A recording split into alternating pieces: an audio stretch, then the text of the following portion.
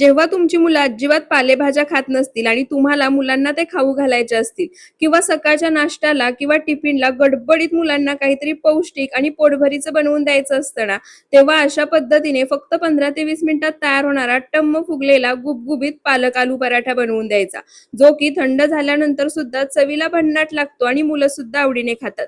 पण त्याआधी recipe video save आणि शेअर करून ठेवा आणि व्हिडिओमध्ये दाखवलेल्या कोणत्याही प्रोडक्टची लिंक तुम्हाला हवी असेल तर कमेंटमध्ये फक्त पीपी किंवा लिंक टाइप करा, लिंक तुम्हाला मिळून जाईल. सर्वात आधी इथे मी मुठभर पालक 5 मिनिटं पाण्यामध्ये उकळून घेतलाय. तो मिक्सरच्या भांड्यामध्ये काढून मिक्सरला फिरवायचा, प्युरी तयार करायची. एका बाउलमध्ये 1 वाटी गव्हाचं पीठ घेतलंय, त्यामध्ये प्युरी, मीठ घालायचं आणि लागेल असं पाणी घालून पीठ मळून घ्यायचं. पीठ भिजते तोपर्यंत इथे स्टफिंग तयार करून घेऊया. 2 मध्यम आकाराचे बटाटे मॅश करून घ्यायचे. त्यामध्ये हळद, लाल मिरची पावडर, आमचूर पावडर, चवीनुसार मीठ, बारीक चिरलेली कोथिंबीर घालायची, मिक्स करायची. स्टफिंग तयार आहे, पीठही छान भिजले. आता तयार पिठाचा गोळा तयार करायचा आणि एक पारी लाटून घ्यायची. त्यामध्ये थोडंसं कोरडं पीठ भुरभुरायचं, 2 चमचे स्टफिंग भरायचं आणि पारी बंद करून गोळा तयार करून घ्यायचा. कोरड्या पिठामध्ये घोळून त्याचा मध्यम जाडसर पराठा लाटून घ्यायचा, जसं मी व्हिडिओमध्ये दाखवतेय अगदी त्याच पद्धतीने.